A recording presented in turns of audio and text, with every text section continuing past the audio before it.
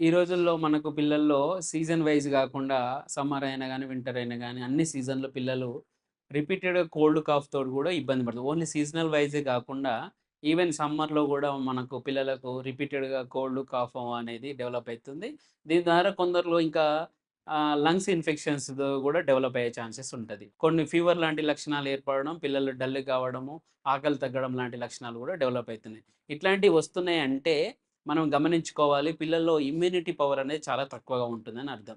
ఇట్లాంటి సమయంలో repeated cold, cough వచ్చినప్పుడు మనం రెగ్యులర్‌గా వాడే సిరపులు గాకుండా, హోమియోపతి గనక మనం వాడగలిగితే కంపల్సరీ అవి 1 డేస్‌లో మనకు హోమియోపతి ద్వారా తగ్గే ఛాన్సెస్ ఉంటది.